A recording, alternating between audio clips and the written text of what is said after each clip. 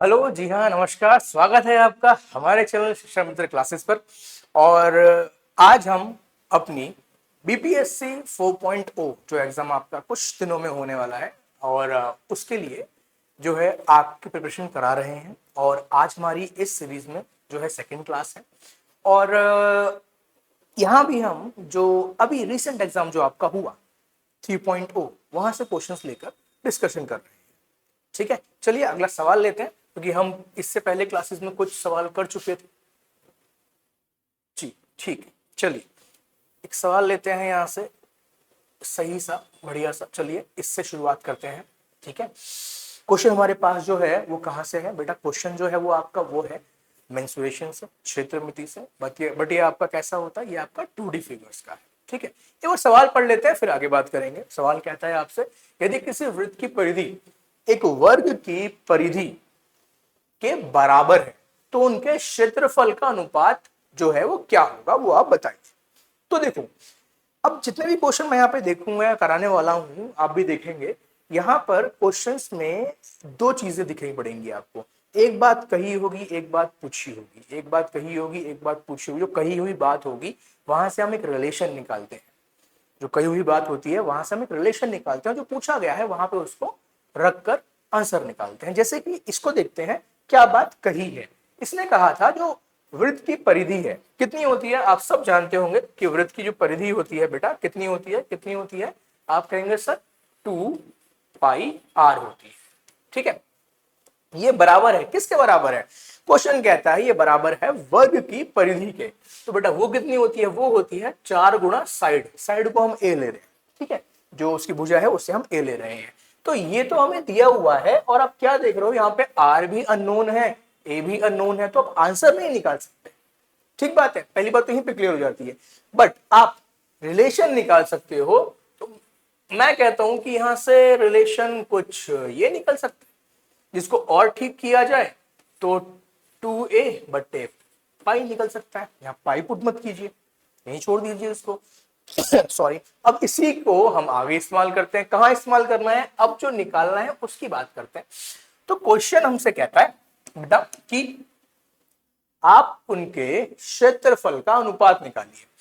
तो अगर क्षेत्रफल का अनुपात निकालना है तो मैं a और c यहां पर लिख रहा हूं, यानी कि एरिया ऑफ सर्कल, और यहां लिख रहा हूं a ऑफ s, यानी कि क्षेत्रफल किसका? वर्ग का। ठीक है, अच्छा अब मुझे कैसे पता कि सर्कल को ऊपर लेना था और स्क्वायर को नीचे लेना था? तो एक क्वेश्चन से आपको पढ़ के मालूम पड़ता है। कैसे मालूम पड़ता है? जिसकी बात पहले करी है वही ऊपर रहेगा, जिसकी बात बाद में करी है वो नीचे रहेगा। ठीक है, चलिए अब एरिया ऑफ सर्कल देखो। ऐसे क्वेश्चंस में क्षेत्रमिति के अंदर आपको फॉर्मूलाज याद होने चाहिए, ये हम सोच के चल रहे हैं कि आपको आते हैं। तो ये हुआ हमारे पास पाई आर स्क्वायर। ठीक है, ये हुआ हमारे पास पाई आर स्क्वायर और वर्ग का क्षेत्रफल। तो वर्ग का क्षेत्रफल होता है भुजा का स्क्वायर। ठीक है, अब हमने किया क्या था बेटा? हमने किया था कि हमने आर का मान निकाल लिया था ए के रूप में। हमने आर का मान निकाल लिया था ए के रूप में, इसलिए पाई को छोड़ो, आर का मान यहां पे रखो, बटे में ए स्क्वायर कर दो। अब क्या करोगे आप? सर अब कुछ भी काम नहीं करना, अब तो सिर्फ स्क्वायर ही करना है। तो 2 का स्क्वायर 4 होता है, ए का स्क्वायर ए स्क्वायर होता है, पाई को ऐसे ही रहने दो। और यहाँ पे एक ए स्क्वायर लिखा हुआ था। अब देखो यहाँ पे आपको ना कंफ्यूजन मिलेगी। क्या मिलेगी? ये भी अपॉन में, ये भी अपॉन में। तो बेटा एक बात ध्यान रखो हमेशा कि ऊपर 4 और पाई और ए लिखे हुए हैं, यहां पर ए स्क्वायर और पाई दोनों ही भाग ही करेंगे। इसमें कोई कंफ्यूजन नहीं होनी चाहिए। ठीक है, दोनों भाग ही करेंगे। और ऐसा करने से आप क्या देखते हो बच्चे कि ए स्क्वायर से ए स्क्वायर कट जाता है, पाई से एक पाई कट जाता है, और बहुत सिंपल सी चीज बचती है 4/पाई। अगर इसमें पाई का मान रख दिया जाए 22/7, तो फिर ये 3 बार में हो गया। तो अब इसमें करते क्या हो, 7 को नीचे लिख के सीधा ऊपर लिख देते हो। ठीक है, तो ये क्या आता है? इसको 2 से काटो, इसे 11 से काटो, तो ऊपर आ गया 14, नीचे आ गया 11। तो आपका आंसर है डी। ठीक है, बात समझ में आ गई होगी। काफी सिंपल क्वेश्चन था। बस इसमें जो वक्त लगता है वो इस छोटे से काम में लगता है, जिसमें अगर आपकी प्रैक्टिस जो है वो अप टू द मार्क है तो आप ऐसे कर सकते हो इस क्वेश्चन को। ठीक है, मुश्किल से हार्डली 20 से 25 सेकंड में क्वेश्चन हो सकता है। ठीक है, चलिए हम अगले सवाल पे चलते हैं और ये है अपना अगला सवाल।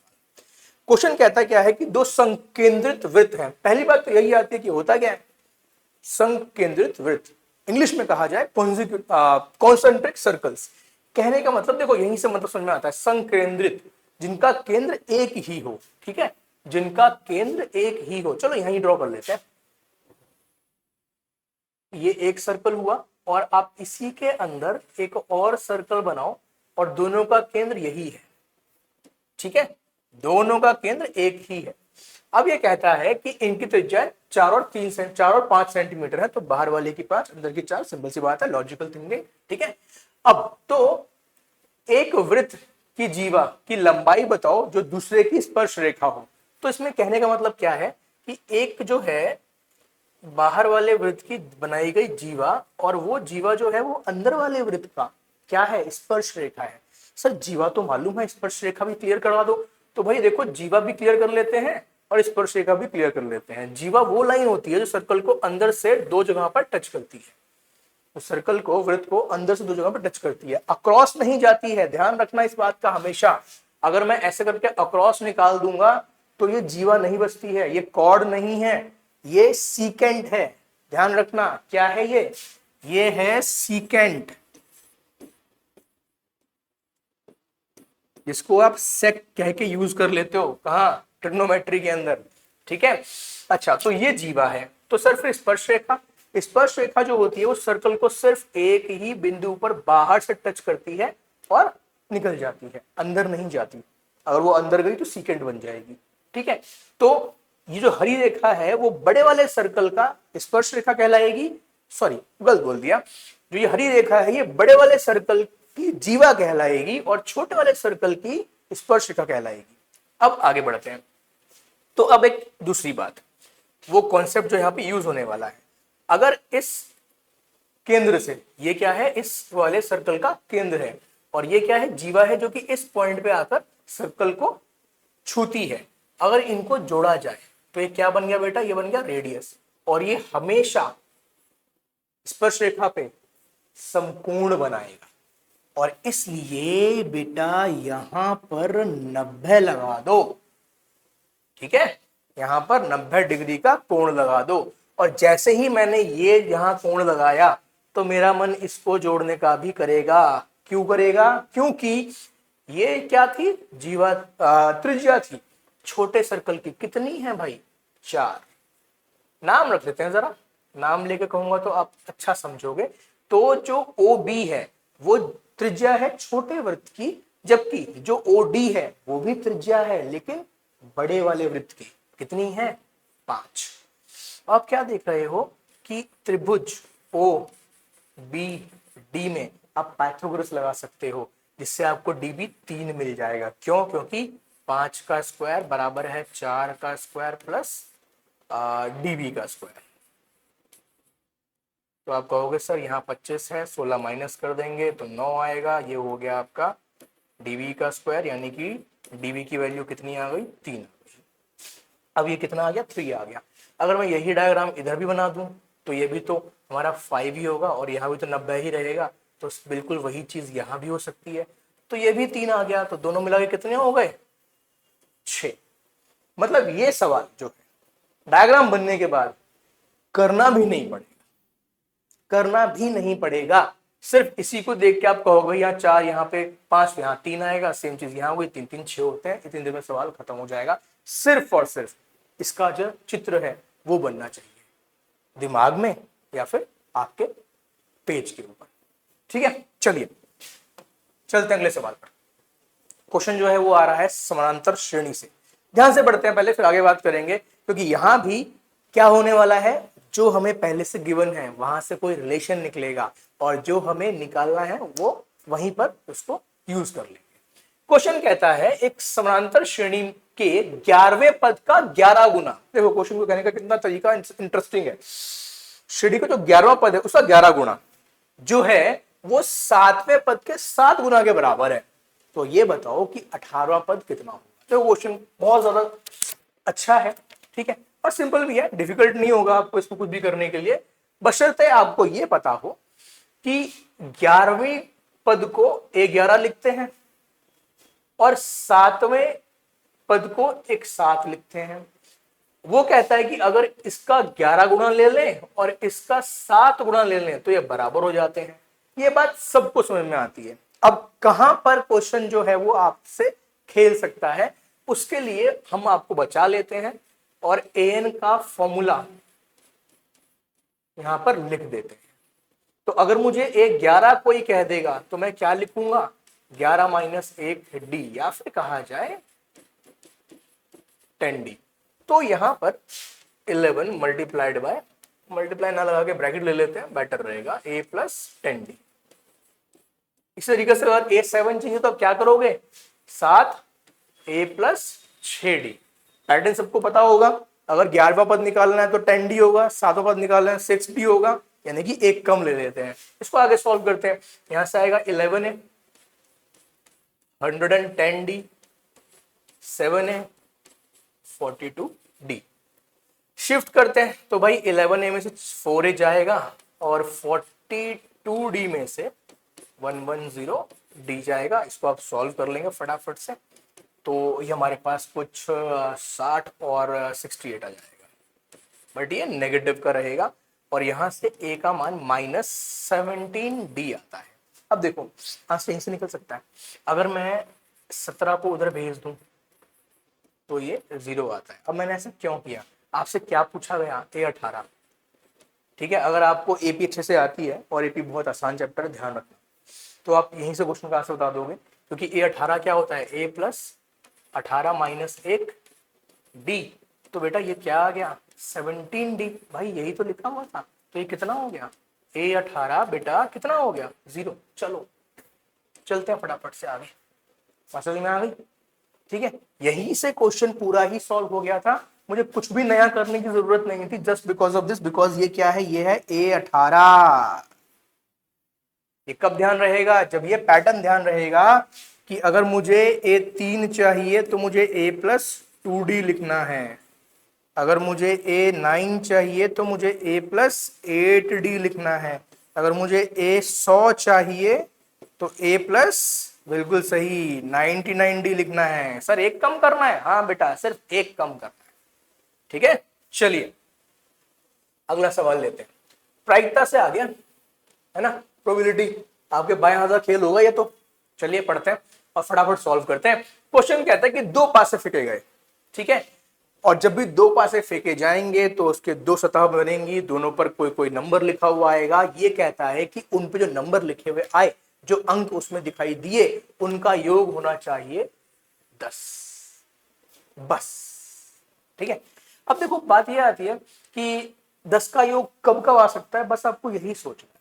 तो 10 का योग बेटा आ सकता है कि अगर पहले पे 4 आ जाए और दूसरे पे 6 आ जाए, या फिर पहले पे 5 आ जाए और दूसरे पे 5 आ जाए, या फिर पहले पे 6 और दूसरे पे 4, और कोई ऐसा रास्ता नहीं है जहां पर 10 आ सकता हो, क्योंकि 4 6 5 5 और 6 4, इससे आगे जाओगे तो जो है वैल्यूज कम आएंगी। ठीक है, तो ऐसा कितनी बार हो रहा है, तो आप कहोगे सर 3 बार हो रहा है। चलिए ठीक है, 3 बार हो रहा है। दूसरी बात, जब हम 2 पासे एक साथ फेंकते हैं तब कुल मिला के कितने आउटकम हो सकते हैं। ठीक है, तो आप कहोगे सर एक में 6 होते हैं, दूसरे में 6 होते हैं, गुणा कर देंगे और 36 आउटकम होते हैं सब मिला के। ये है आपका कुल। ठीक है, तो अगर 36 कुल है और 3 आपके फेवर में है तो ये क्या हुआ, 3/36, तो आंसर आता है 1/12। तो सी जो है वो हमारा करेक्ट ऑप्शन। ठीक है, चलिए आगे बढ़ते हैं फटाफट से नेक्स्ट क्वेश्चन। अच्छा, अब क्वेश्चन जो आ गया है वो आ गया रेखीय समीकरणों से। ठीक है, अब देखते हैं क्वेश्चन जो है वो किस तरह से आपसे खेलेगा। ठीक है, समीकरण की जोड़ी है, एक है x बराबर है a और दूसरा है y बराबर है b। और क्या करा गया, अगर इन दोनों को हमने बनाया ग्राफ पर तो इनमें से क्या क्या हो सकता है। ठीक है, तो पहले जरा एक ग्राफ की बात कर लेते हैं। ठीक है, ये अपना x हो गया, ये अपना y हो गया, ये अपना ओरिजिन है। ठीक है, x बराबर है a, चलो माना कि यहां पर a है। ठीक है, अगर x बराबर a है तो इसकी जो रेखा बनेगी बेटा वो कैसी बनेगी, इसकी रेखा बनेगी यहां से बिल्कुल इस तरह से एक सीधी लाइन। ये लाइन जो है किसकी है, ये है x बराबर a की, ठीक है, ये है x बराबर a की। अच्छा दूसरी क्या है, y बराबर है b, तो y b, चलो माना कि यहां पर b लिखा हुआ है, तो y बराबर है b की जो लाइन बनेगी वो हमारी बनेगी कुछ ऐसे, ठीक है, ये हो गया y बराबर है b। पहले तो यही बात क्लियर होनी चाहिए कि अगर सिर्फ x इक्वल टू a दिया है, जो रेखा बनने वाली है y के समानांतर बनेगी, और y इक्वल टू b दिया है तो x के समानांतर बनेगी, ठीक है। अब अगर देखा जाए तो ये इस बिंदु पर क्या कर रही हैं, ये इस बिंदु पर क्या कर रही हैं, प्रतिच्छेद कर रही हैं। तो यहां पर x का निर्देशांक a है और y का निर्देशांक b है। यहां तक की इतनी बात है। अब जरा ऑप्शन बढ़ते हैं। ये कहता है जीरो पर प्रतिच्छेद करते हैं, जी बिल्कुल नहीं, जीरो पर कोई कुछ भी नहीं कर रहा है, ठीक है। समांतर है, जी नहीं, क्या समांतर दिख रही है, नहीं दिख रही है। फिर ये कहता है कि बी ए पर प्रतिच्छेद करती हैं, जी नहीं, बी ए नहीं, ए बी पे करती हैं। अच्छा यहाँ पे ये आ गया संपाती रेखा। ये संपाती रेखाएं क्या होती हैं, ठीक है, तो ये वो रेखाएं हैं जिन्हें हम कहते हैं कोइंसिडेंट लाइन, यानी कि जो किसी भी पॉइंट पे आके कट जाती है। तो ये हमारी इस पॉइंट पे आके कटी हुई है, हालांकि हमारे पास उसके निर्देशांक भी हैं बट उसकी जरूरत नहीं है, तो यही है आपका करेक्ट ऑप्शन, ठीक है, संपाती रेखा, ठीक है। चलिए आगे बढ़ते हैं, अगला सवाल लेते हैं। अगला सवाल, अच्छा, अब जिस बच्चे ने इस क्लास से पहले मेरी जो क्लास आई उसे लिया होगा, उससे ये सवाल करना आता होगा, या फिर थोड़ी देर में वो उससे रिलेट कर लेगा, ठीक है। क्वेश्चन कहता है, लिख लेते हैं यहां पर, क्वेश्चन कहता है कि tan of angle A is cot 30 degree plus angle A। तो बताओ A कितना है, ठीक है, tan of angle A is equal to cot 30 degree plus angle A। तो बताओ cot कितना है। तो अब क्या होता है, जो ये दो चीजें हैं, कौन, एक तो tan थीटा और एक cot थीटा, ये आपस में रिलेटेड हैं, इनके बीच में एक संबंध है, वो है क्या, वो आपको मालूम होना चाहिए। तो आप tan को लिख सकते हो, आप tan को लिख सकते हो क्या,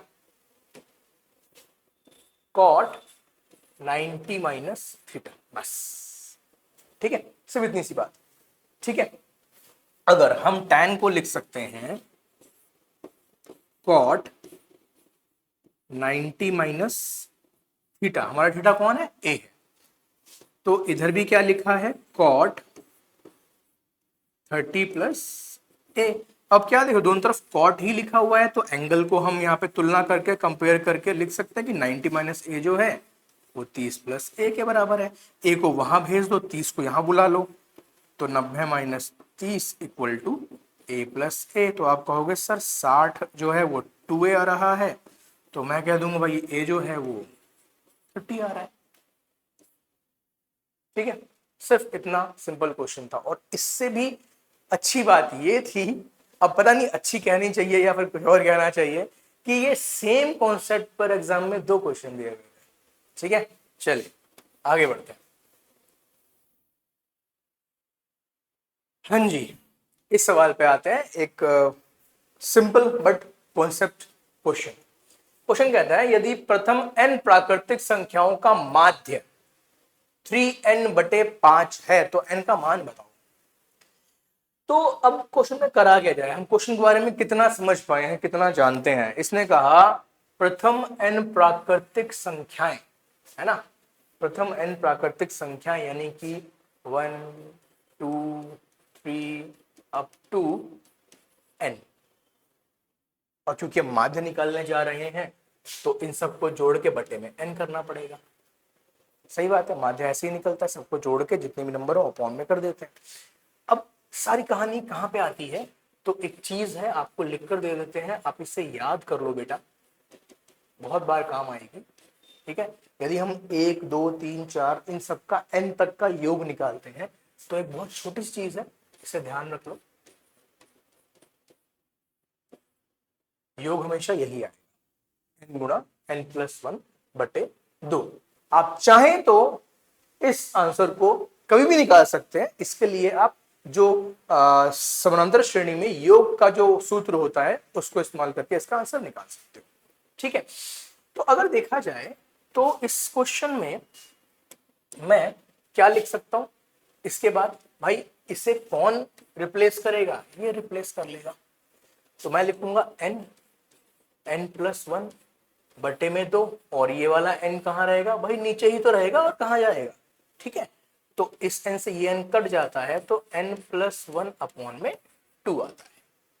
ठीक है, यानी कि ये आएगा आपका क्या, ये आएगा माध्य। ठीक है, और ये किसके बराबर है, इसने खुद ही कहा था भाई इसके बराबर है, सॉरी 2 नहीं है 5। तो अब बताओ n का मान क्या होगा। मेरे ख्याल से क्वेश्चन बहुत ज्यादा इजी हो गया है ना। क्रॉस मल्टीप्लाई करते हैं, यहां से आएगा 6n, यहां से आएगा 5 + 5, सो n इज 5। सिर्फ हमें 5 ही नंबर ले लेते हैं, पहले 5 नंबर। ठीक है, बात समझ में आ रही है, बढ़िया चल रहे हैं क्वेश्चन। चलिए, अगर सवाल अच्छे लग रहे हैं, समझ में आ रहे हैं, तो वीडियो को लाइक कीजिए, शेयर कीजिए और चैनल को सब्सक्राइब भी कीजिए। सवाल पे चलते हैं। सवाल कहता है कि प्रातः 10:45 पर एक टावर की छाया उसकी ऊंचाई के बराबर है, तो सूर्य की ऊंचाई क्या होगी। तो वो सवाल जो है वो ट्रिग्नोमेट्री का ही है, लेकिन यहाँ पे हम उसके एप्लीकेशन की बात कर रहे हैं। बुक्स के अंदर इस चैप्टर का नाम ऊंचाई और दूरी भी होता है, ठीक है ना, हाइट एंड डिस्टेंस। अब यहाँ पर ना बड़ी सिंपल सी बात है, आप चाहो तो इस बात को दिमाग में बैठा कर रख लो। जब भी किसी भी चीज की ऊंचाई उसकी परछाई के बराबर हो, क्या कहा, किसी भी चीज की ऊंचाई उसकी परछाई के बराबर हो, किसी भी चीज की ऊंचाई उसकी परछाई के बराबर हो। अगर मान लो कि ये x है तो ये भी x है, तो आंखें बंद करके जो एंगल है वो 45 लगा देना, इतनी सी बात पढ़ के। अब ऐसा होता क्या है, होता क्यों है, वो समझ लेते हैं। तो अगर ये भी है x तो ये भी x है, तो हमने ये यहाँ पे ऐसे बना दिया। अगर ये एंगल थीटा है, ठीक है, तो अब क्या करो, tan थीटा निकाल दो। आप बोलोगे परपेंडिकुलर यानी कि लंब बटे आधार, तो x/x, तो ये तो 1 आ गया। तो आप कहोगे सर tan थीटा 1 आ रहा है, तो मैं कहूंगा कि थीटा की वैल्यू क्या होनी चाहिए कि आंसर 1 आए, तो आप बता दोगे कि ये 45 आए। तो जब भी किसी भी चीज की लंबाई, टावर, पेड़, इमारत, उसकी परछाई के बराबर हो, कोई इंसान ही क्यों ना हो, तो वहां पर जो कोण होगा किसका, धूप की किरणों का, किसका, धूप की किरणों का। परेशान ना होना सर ने लाइन बनाई क्यों थी, भाई ये धूप की किरणों का कोण है। ठीक है, तो जितना एंगल यहां बनेगा उतना ही एंगल यहां बन जाएगा। ठीक है, बात तो एक ही है, ठीक है ना। अच्छा, तो फिर इसलिए क्या हो गए, हमारे जो एंगल है वो कितना हो गया, 45 हो गया, डी अपना आंसर है। ठीक है, तो चलते हैं आगे, अगला क्वेश्चन लेते हैं। चलिए ये सवाल लेते हैं, ठीक है, थोड़ा सा चेंज आएगा क्वेश्चन के अंदर, देखते हैं क्या होता है। यदि पी और पीबी केंद्र ओ वाले वृत्त पर स्पर्श रेखा है, ठीक है, अब देखो पी और पीबी केंद्र ओ वाले वृत्त पर स्पर्श रेखा है, तो पहले तो मेरे पास एक सर्कल है, ठीक है, इस पे स्पर्श रेखा है, ठीक है, यहां पर है P, यहां पर है A और यहां पर है B, और यहां कोण केंद्र दिया हुआ है O। ठीक है, इतनी बात समझ में आ गई। अब जैसे ही ये डायग्राम आता है तो क्या करना है, देखो जब भी आपके पास में जो सवाल है वो स्पर्श रेखा वाला आए तो आपको दो बातें बहुत ध्यान रखनी है, जरा उनकी बात करते हैं पहले, फिर सवाल पे आते हैं। जब भी सवाल जो स्पर्श रेखा का, तो एक बात हम पहले ही इस्तेमाल कर चुके हैं कि जो स्पर्श रेखा होती है वो केंद्र से अगर जोड़ी जाए तो जो त्रिज्या है वो 90 डिग्री पर होती है, ये पहली बात ध्यान रखनी है। और दूसरी बात बेटा ये ध्यान रखनी है कि अगर एक ही बिंदु से दो स्पर्श रेखा बनाई जाए, अगर एक ही बिंदु P से दो स्पर्श रेखा बनाई जाए जो कि A पर और B पर है, तो A से लेकर P की लंबाई और B से लेकर P की लंबाई बराबर होगी। मैं यहाँ पे लिख देता हूं कि जो AP होगा वो BP के बराबर आएगा। ठीक है, ध्यान रखना इस बात का। और अब इस सवाल पे आते हैं, तो सवाल कहता है कि जो कोण APB है वो 50 है, APB, पी बी, ये बिंदु और ये कोण 50 दिया हुआ है, तो कोण ए ओ बी कितना होगा? तो बेटा सिर्फ यही सवाल तो पूछा है इसने कि ये कोण कितना है। कौन सा कलर चेंज कर देते हैं कि ये कोण कितना है, ठीक है, सिर्फ इतना सवाल है।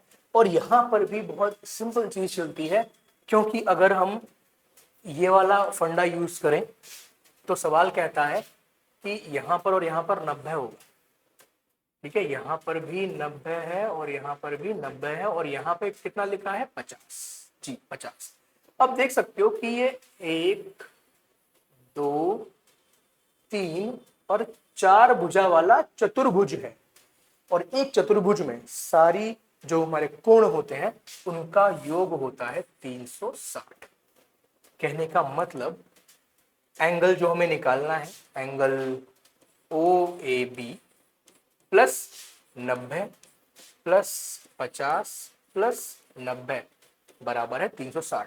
तो एंगल ओ ए बी जो आएगा आपका वो आ जाएगा 130। ओ ए बी 130। अब या तो वो ऐसा हो सकता है कि ओ ए बी, नहीं नहीं नहीं, हम तो क्वेश्चन ही गलत पढ़ लिया, यहाँ पे ओ ए बी निकालना है, ठीक है ठीक है ठीक है ठीक है, 2 मिनट रुको। एक डायग्राम फिर ड्रॉ करता हूँ और फिर इस क्वेश्चन को चलते हैं, मैंने थोड़ा सा क्वेश्चन गलत पढ़ लिया। चलिए तो फिर देखते हैं, ये अपना वृत्त हो गया, ठीक है, ये 2 स्पर्श रेखा हो गई, यहाँ हमने P ले लिया, यहाँ हमारे पास A है, यहाँ हमारे पास B है, ये हमारा कोण O हो गया, हमने इसको जोड़ा और इसको जोड़ा, हमें निकालना है APB। APB एक्चुअली में बेटा ये वाला कोण निकालना है, ठीक है, ये वाला कोण निकालना है। तो करें क्या भाई, ये तो कुछ अलग सी बातें हो गई, चलो कोई बात नहीं। अब इसमें हमारी दोनों ही जो प्रॉपर्टीज यूज होने वाली है, देखो, हाँ जी, एक काम करते हैं, ब्लैक ले लेते हैं। कोण हमारा कौन सा दिया हुआ था? एपीबी दिया हुआ था, तो ये 50 है, ठीक है। अब देखो, क्योंकि ये भुजा और ये भुजा बराबर होगी, तो आप जो मैं कह रहा हूं उसको ध्यान सुनना। त्रिभुज एपीबी को देखो, सिर्फ त्रिभुज एपीबी को देखो, मैं हाईलाइट कर रहा हूं, एपीबी, सिर्फ इसको देखो। इस त्रिभुज के अंदर ये और ये भुजा बराबर होंगी। सर आपको कैसे पता? क्योंकि मैंने आपको अभी बताया, ये रहा, ये भुजा बराबर होगी, ठीक है। अच्छा, तो इसका मतलब ये हुआ कि ये कोण भी बराबर होंगे। कलर चेंज कर देते हैं, कौन से कोण सर? बेटा ये वाले कोण बराबर होंगे, ठीक है। तो अब अगर ये 50 है और मैं इससे कह दूं कि ये x है और ये x, तो आप कहोगे कि सर x प्लस 50 जो है वो 180 हो गया, यानी कि 2x जो है वो 130 हो गया, यानी कि x की वैल्यू जो है वो 65 आती। ठीक है सर, 65 आ गई, अच्छी बात है। अब अगली बात देखो, अगली में हम ये वाला फंडा यूज कर लेंगे, यहाँ पे 90 आएगा त्रिज्या के साथ, ठीक है। तो अब यहाँ पर हमारे पास क्वेश्चन में ये कलर लेते हैं, ये जो कोण होगा ये 90 का होगा, ठीक है, ये कोण 90 का होगा। तो अगर ये कोण 90 का है और ये 65 का है, तो कितना बचा? ठीक है, क्या कहा मैंने? ये बड़ा कोण 90 का है और ये कोण कितने का आया था? 65 का आया था। तो ये छोटा कोण कितने का बचा? तो अब क्या करो, 90 में से 65 घटा दो, ठीक है, तो ये बचेगा सिर्फ 25। ये ऑप्शन में नहीं दिख रहा, क्यों? 50 30 2 50, ठीक है, एक बार कंफर्म करते हैं। 2x 50 130 एंड 60 120 65, 90 में से जाएंगे तो 25 बचेगा, इनमें से कोई भी नहीं, ठीक है, नन ऑफ दीज आंसर है हमारा, ठीक है ना भाई। चलो आगे बढ़ते हैं। चलिए, अब एक अच्छा सा क्वेश्चन है हमारे पास, ठीक है, एक अच्छा सा क्वेश्चन है हमारे पास। और बेटा क्वेश्चन क्या कह रहा है आपसे? क्वेश्चन कह रहा है यदि अल्फा और बीटा बहुपद px बराबर x square minus P x plus 1 minus c के शून्यक है, तो आप बताइए अल्फा प्लस 1 गुणा बीटा प्लस वन बराबर 0 हो तो सी का मान क्या होगा?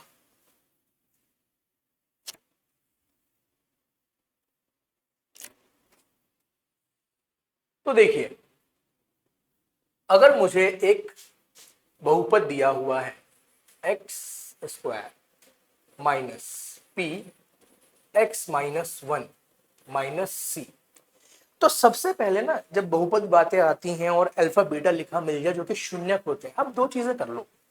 एक तो आप शून्यकों का योग निकाल लो, एक आप उनका गुणनफल निकाल लो, यानी कि उनका प्रोडक्ट और उनका सम निकाल लो।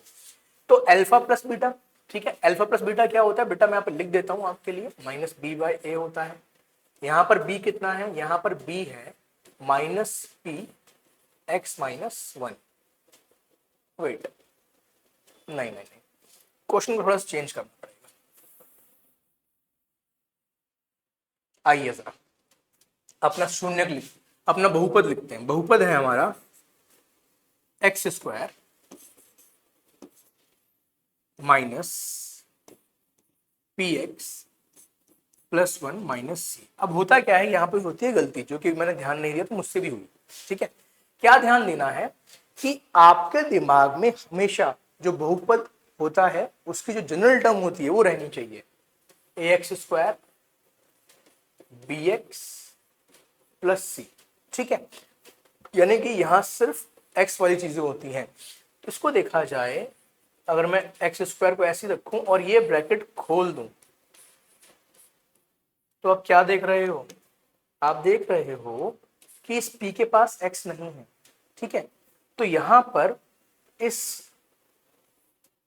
के अकॉर्डिंग a का मान क्या आता है, सिर्फ 1 आता है। b का मान क्या आएगा, माइनस पी आएगा, जबकि c का मान जो होगा वो माइनस पी माइनस सी होगा। ठीक है, जो c का मान होगा वो माइनस पी माइनस सी होगा। ठीक है, अब यही गलती हो सकती है। ठीक है ना, तो अगर मुझे अल्फा प्लस बीटा निकालना है तो फॉर्मूला होता है माइनस बी अपॉन में ए।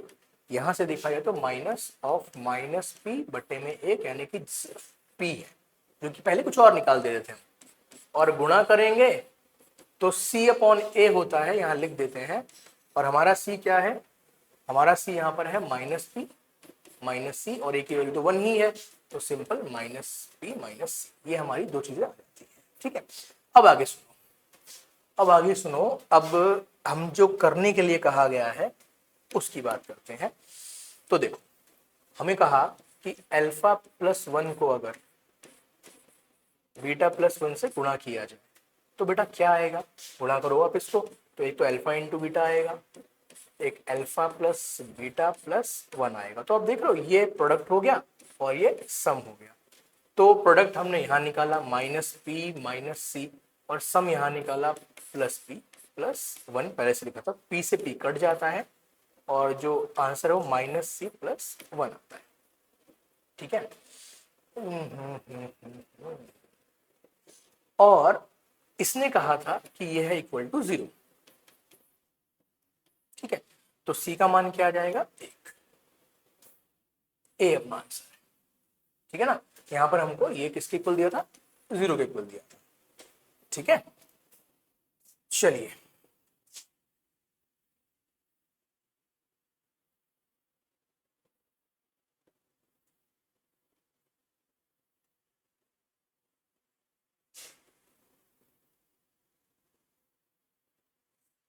चलिए ये सवाल लेते हैं। ठीक है, अब क्वेश्चन फिर से एक कॉन्सेप्ट बेस्ड क्वेश्चन ही है। ठीक है, क्वेश्चन कहता है कि यदि